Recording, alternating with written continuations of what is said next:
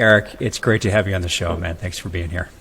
Thanks so much, Adam. I'm super, super happy to be here. Yeah, it's great to have you. We're talking about upsells today, but I don't want to lead the witness here too much. So before we dive too deep into what's going on in the industry here, why don't you tell everybody a little bit about yourself? What are you up to, and what's your connection to the industry? Yeah, so I'm a 36-year-old Swedish guy living in Amsterdam. And ended my college back in 2008, started playing professional poker for 5 years, so traveled the world doing that. Mostly online, but also some stops here and there live.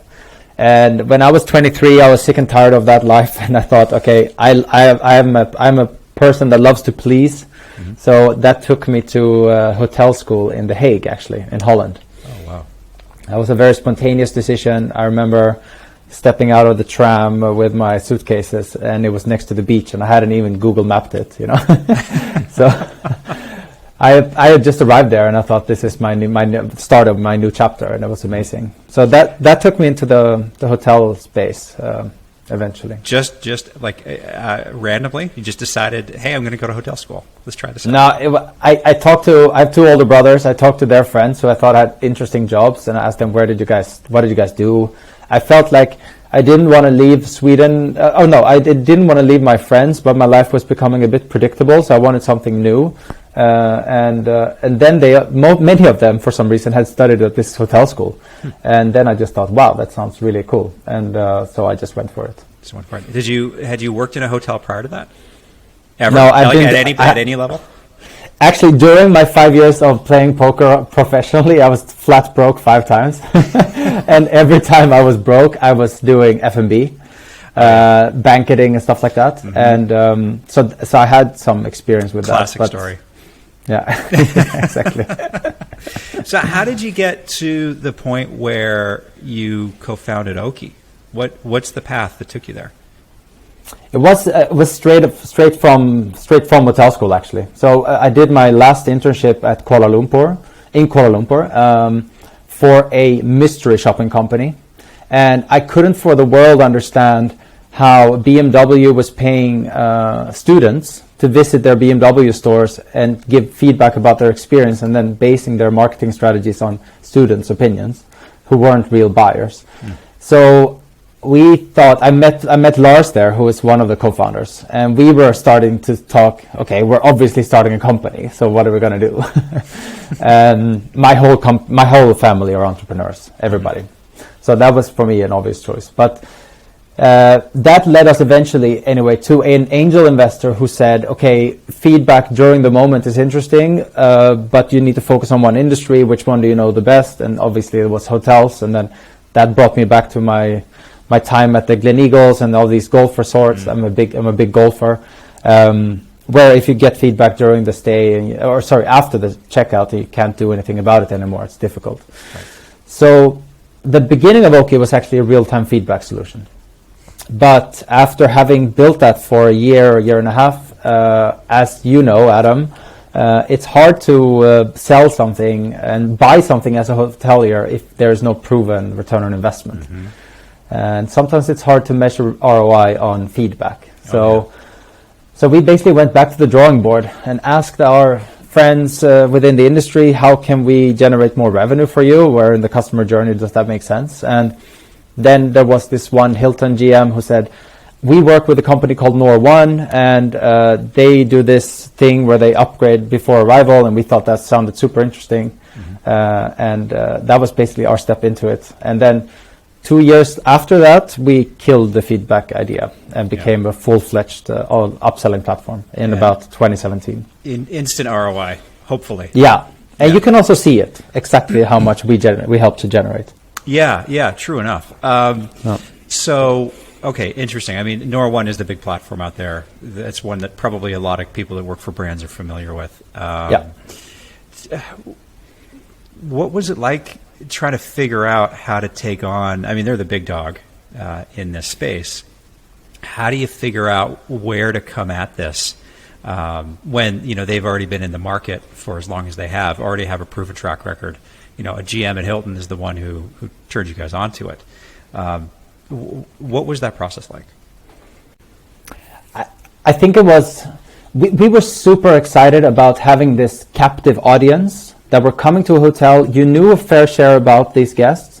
So if you were a bit clever around understanding the needs of the guests, you could anticipate on a lot of it, thanks to having this captive audience and the data.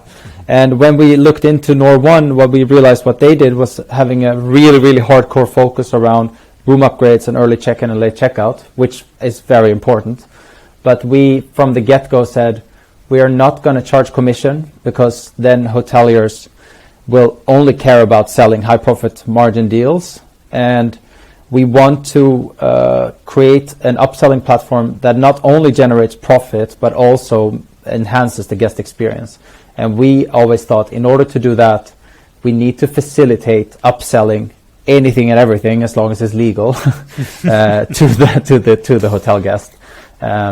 Partly by, of course, having the hotel sharing what they know, what is important to their guests, but also partly from us, that the more we would upsell, the more hotels would come on board. The more times we've sold to a Russian guest traveling from here to here, and we have a very good idea around when you should sell it, what you should offer, and so on. Yeah. So we could give a very, very good advice, basically, to hotels on how they could upsell. Looking at this, it was also kind of simultaneous to where revenue managers went from like ADR only to, for example, TrevPAR, and then afterwards net TrevPAR. So it was. So it's not so much setting up a buying mechanism within the reservation process and just saying, okay, hotel, you're on your own now. Are you guys leveraging learnings that you've had at other properties and even in other markets to figure out what works, and then you're able to whether it's to tweak it or to provide feedback to the hotels on things that they can do better to try to increase the number of upsells that happen through the chain? It's definitely by looking at other hotels, because we don't care so much about what you, Adam, did last time you were here, like a segment of one, but we can definitely look at, we cluster segments. So you can look at nationalities or rate codes or length of stay, or you can see if it's a business traveler or a leisure or family. And once you've sold to those types of segments hundreds of thousands of times, you notice a pattern. Like when you look at upselling, you should look at upselling at the right time. So that would be in the pre-arrival phase. You have multiple options depending on how the long lead time you have. But one very interesting data point we saw early on was that if you want to upsell to a business traveler, let me ask you, Adam, what do you think? What converts the highest, like afternoon or morning for a business traveler? Oh, for like through the upsell process? Yeah. Like what time you should send them an email? That's a really good question. I would say afternoon. Okay, it's actually morning. Is it? Okay. Yeah. So 10 so we got to cut off the show now because I need to reset all of my marketing emails. Sorry, go ahead. No, we just, if you just compare two very obvious segments, business and leisure, the really interesting thing was that the business converts highest at 10 and leisure converts highest at 1. But 1 p.m. Was also the worst performing time for business. So by only optimizing the time, like the hour of the day that you send such an email can have a massive impact on personalization and ultimately conversion rate and profit. And that's just one element around upselling. And then it comes down to what do you offer and what pricing do you have and so on. So it's a really interesting. We're a very niched company, but there's so much you can nerd yourself into that makes it super fascinating.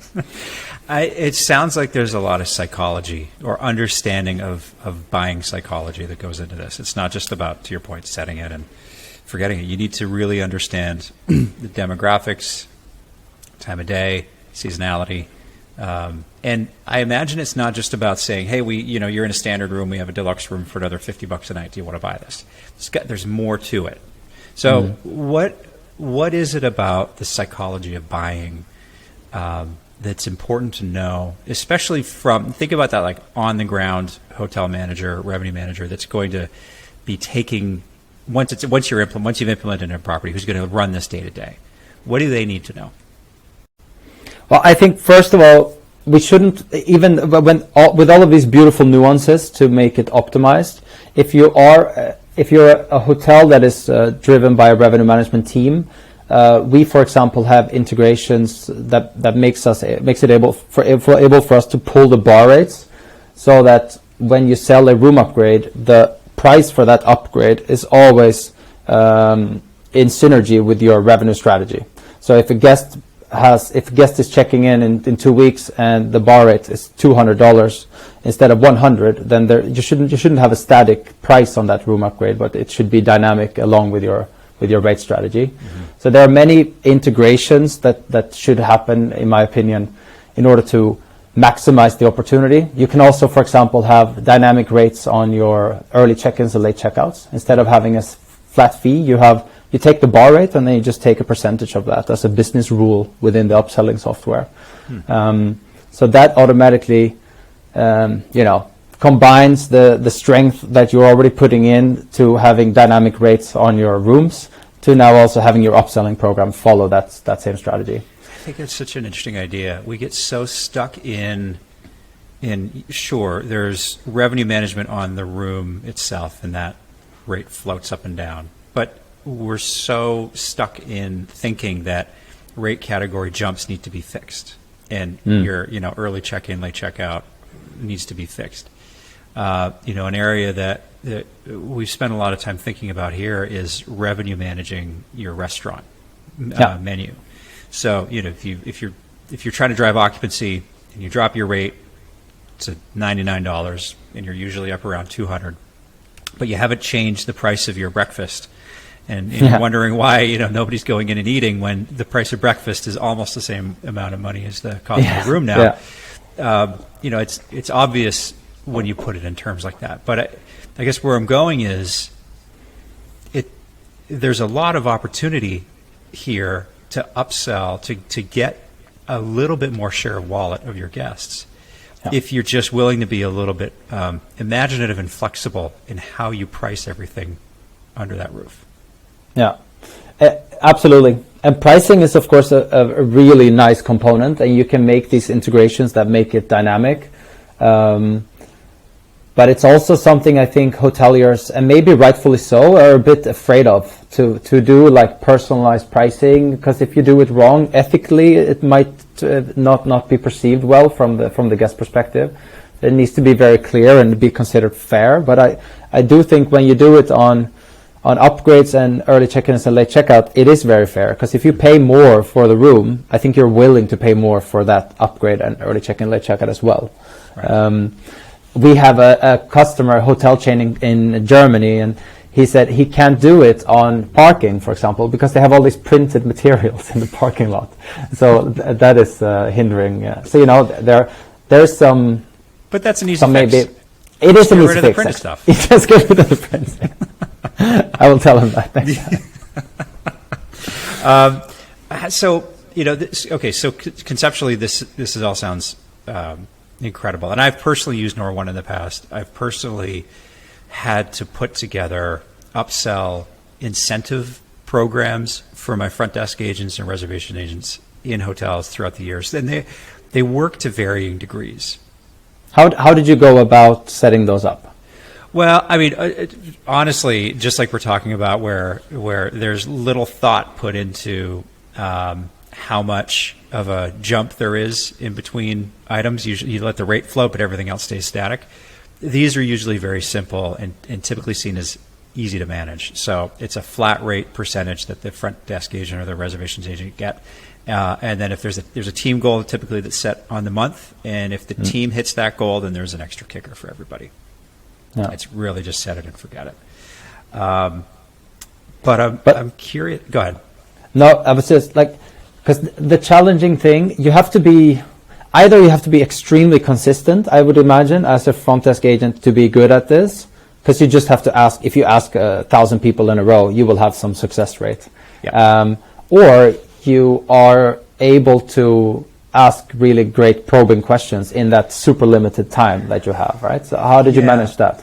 Well, so one of the things that we would do, and there's a couple of ways to go about it. So the most success that we ever had was in our our lineup, our pre-shift, that we would do a pre-shift meeting. As a manager, you'd know obviously what your availability was, and if there were a handful of suites available, and if you weren't trying to balance your inventory, which is a whole other discussion, but if you had a couple of suites available, and you could have a competition where the agents would, the first one to upsell somebody to one of these suites or upsell both of them, they would get, some little prize. The problem with that is that it comes across to the guest as almost very pushy. It also doesn't set the agents up for success because some people are natural sellers and they're very outgoing, and others are very uncomfortable approaching that conversation with somebody. So what you found over time is the people that were more outgoing and more, I suppose, maybe willing to annoy the guest with a pushy sales pitch were the ones that did better. So inherently, it was a very unfair system, even though, you kind of think it's a very democratic way of doing it. So, there was that piece. I'm curious to know, though, from your perspective, how should we be thinking about upsells today? Because I imagine that there's a lot of psychological changes in buying patterns based off of the last 18 months with the pandemic and people just starting to get out and travel again. And on one side, I could think, well, there's probably people are willing to spend a lot more money because they haven't been spending a lot of money. They want to get out on their first vacations and whatnot and do that. The other side of me thinks that we're starting to see so much price sensitivity now in hotels. Sure, there was a time in the summer when rates were going up and hotels could charge whatever they want. Now that leisure demand is waned after the first weekend of September and Labor Day here in the U.S. In Canada, that's probably not as easy anymore. Yeah. To a large extent, it is a different world. Like we saw that this revenge travel that happened all of last year. I did it myself. I splurged way more than I usually do on all these staycations that we went to. But if you look at the items that are being sold, it's very much business as usual. Actually, the top 5 items I think that we sell outside of room upgrades were still early check-in, late check-out, parking, breakfast, and then a range of F&B deals, and then spa, of course, but not that many hotels have a spa. Mm-hmm. And then after that, it's just trickle down. We have a database of 8,000 ancillary services that have been sold, all the way down to selling goldfish to hotels that you put in the room. So it's a big menu. Mm-hmm. But if you look at the ones that generate the most revenue, it's very much the same. But having said that, around the psychology and what I think happened last year was that with fewer guests traveling, hoteliers became more aware of the opportunity to generate more revenue from the fewer guests that were traveling by utilizing upselling better. So there was a bigger need, and for the value proposition that we could offer was strengthened big time.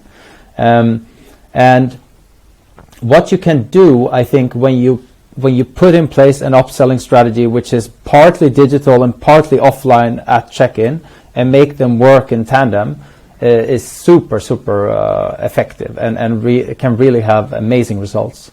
But I think it needs to be without going into too many details, it needs to be a balance of not spamming the guests with too many offers, it's trying to stay hyper relevant, but still trying to be very proactive in terms of looking at.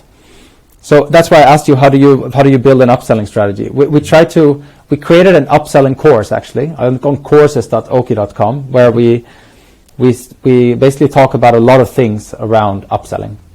And one of them is the most successful hotel chains that use Oaky. They have an upselling champion, mm-hmm. and this person literally has upselling as his or her role, and he or she would then bring together all the department leads, where normally a hotel works very much in isolation, right? Marketing and other departments don't talk to each other.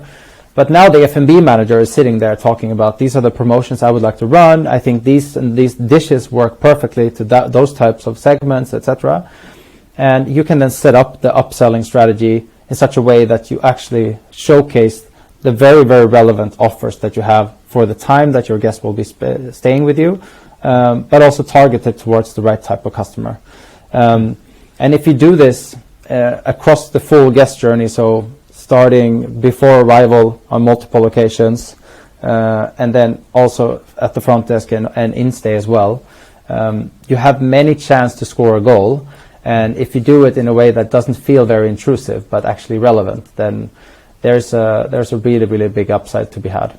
And yeah, there's much more I can share about this in detail. No, please keep going, because I think it's fascinating.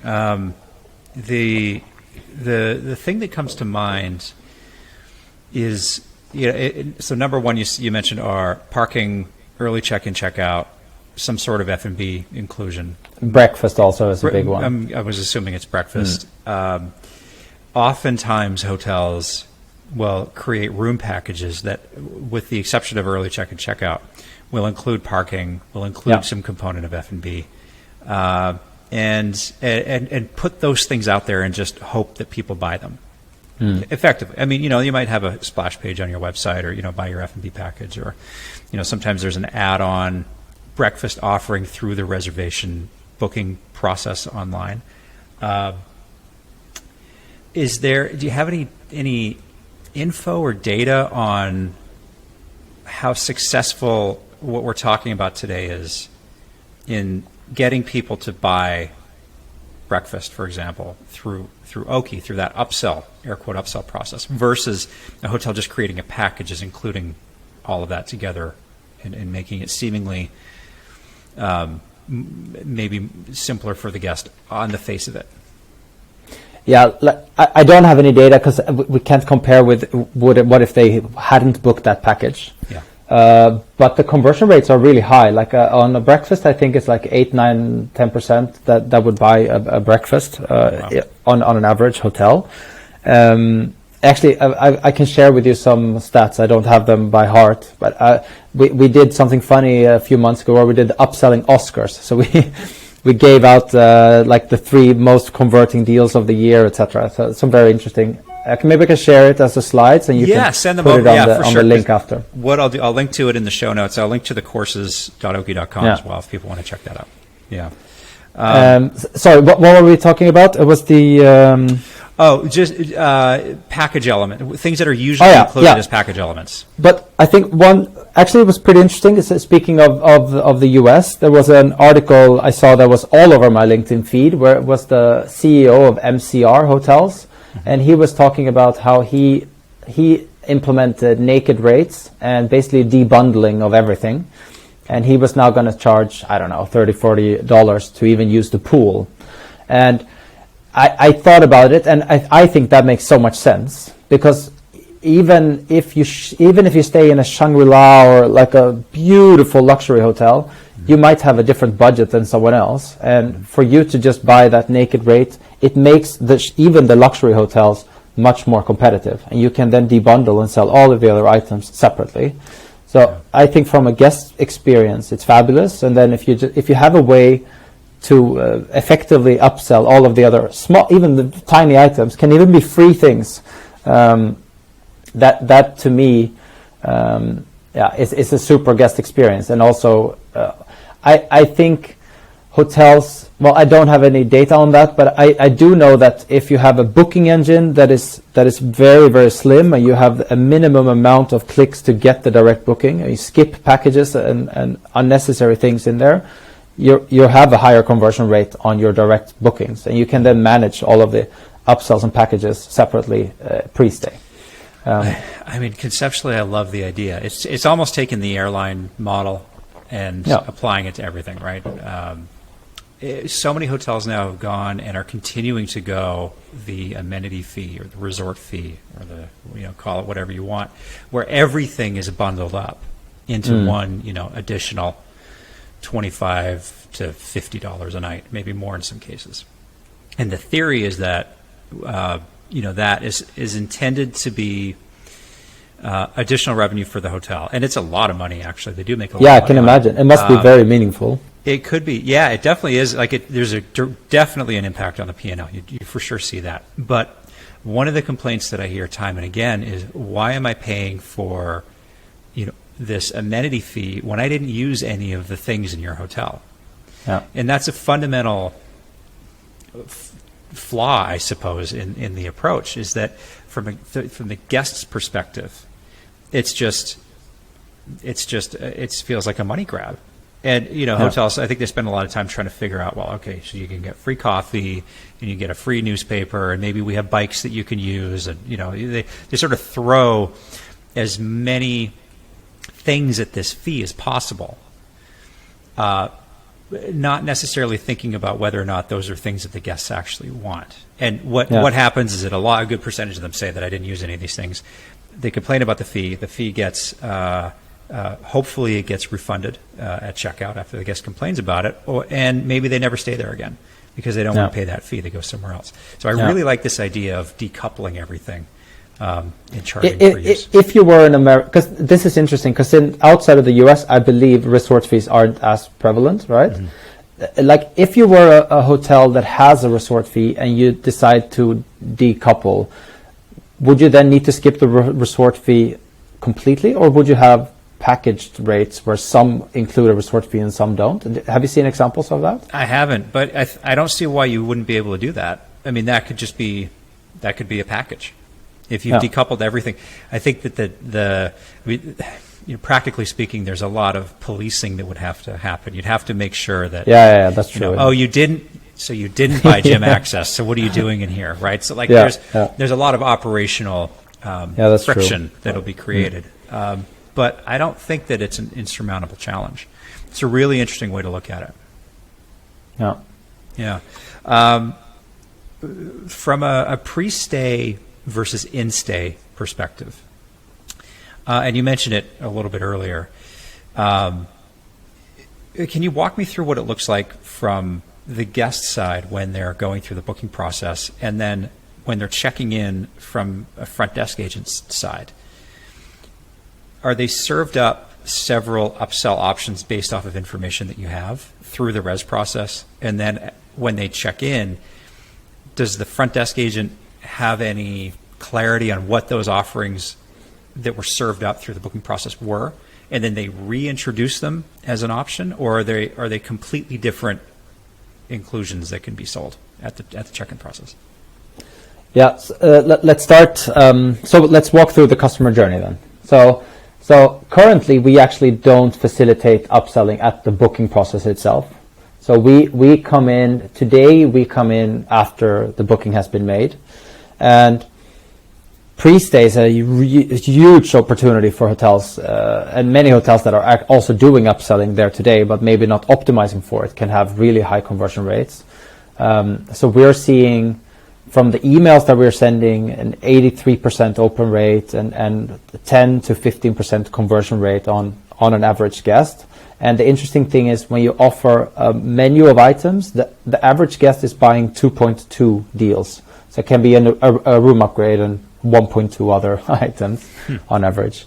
But typically how it could look like is, say you're lucky and you have a long lead time. So a guest is checking in 21 days or something. Mm-hmm. If you look at 3 to 21 days before arrival, email is really effective channel still, the most effective actually.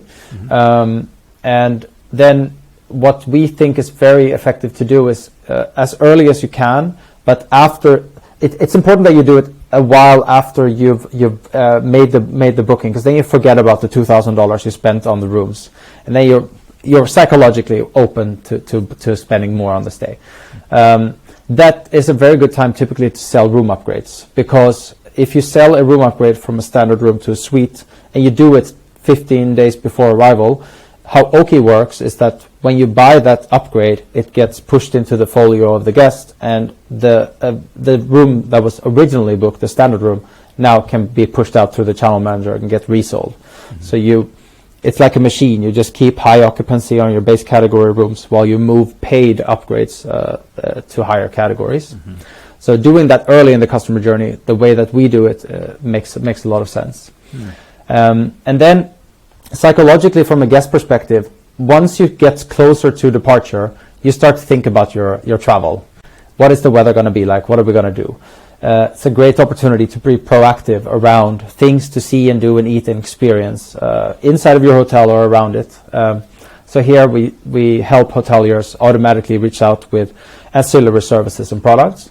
And that can be, I like the list is endless with what you can do. It can be anything from the classical things like we talked about, F&B, early check-in, late checkout, things in the room. But it can also go as far as you say, I want to turn down housekeeping. And I have a really funny example, an independent hotel here with a great pizzeria. They started saying, okay, save the planet with a free pizza was their deal. So turn down your housekeeping and we'll give you a free pizza. And then they had so many, like the housekeeping was costing them, I think, $10-11 a night. And the pizza was only $2. So that was a profit of $9 every time. It was only the pizza guy got really busy when there was like 100 turned down nights in terms of housekeeping. But so upselling in our perspective, it should also include these a little bit quirky deals that are different. If you're a branded hotel, you can also make it possible for guests that aren't yet loyalty members to sign up as a loyalty member pre-stay. But if we go away from 3 days and closer to check-in, the interesting thing there is that email is no longer effective. So when you talk about last-minute reservations, I have more data in Europe and Middle East and APAC and Asia Pacific, but by far text message and omni-channel is the better channel then for last-minute reservations. Interesting. And then once you check in, we did a lot of tests to see, does pre-arrival upselling cannibalize on the front desk opportunity? And it turns out that it doesn't. Many times, if the front desk agent knows what the guest has bought before arrival, there's an opportunity to maybe add on to that, because it's typically, and interestingly so, that a guest that buys something pre-stay is more willing to buy something at the front desk as well, because they're typically those types of guests that would be happy to pay for something that is relevant. But also, a very good thing to pay attention to is that in the booking process, and I have it the same thing myself, when you book a hotel, you don't, I at least don't, spend hours and hours on looking at what everything the hotel has to offer it can be. But if you offer it in a pre-stay way, those guests that don't buy it necessarily, they have a view of everything that you have to offer. So when you're at the front desk, normally it wouldn't be possible to say, would you like an upgrade? Would you like a late checkout? Would you like an access to the spa? Would you like a business lounge? La la la la la la. Because you don't have time for it. But what we see in our hotels is now that a lot of guests have actually been informed pre-stay. They say, hey, I saw this. Can I also buy an upgrade to that? So that gets almost like an inbound lead, but then for the front desk. Planting the seed. Yeah, exactly. Yeah, I like that. Is there any tech integration that anybody needs to be aware of if they want to bring Oaky into their hotel? Yeah, there are many ways of doing it. We have integrations with the biggest PMS players in the industry. Okay. Many of them, as you have to do in this fragmented industry we're living in. So that's a necessity. Another way of doing it is that we integrate to CRM systems. So a big CRM player in the US is, for example, Sendine, where we have an integration with them, where Oaky can be powering upselling through their email communication, and it's really cool. Then we can also utilize the information that sits inside of the CRM, so we can personalize the upselling even more, and also having the opportunity to say whatever Adam bought through Oaky can then be pushed back into the CRM, so you enrich the guest profile even further. Wow.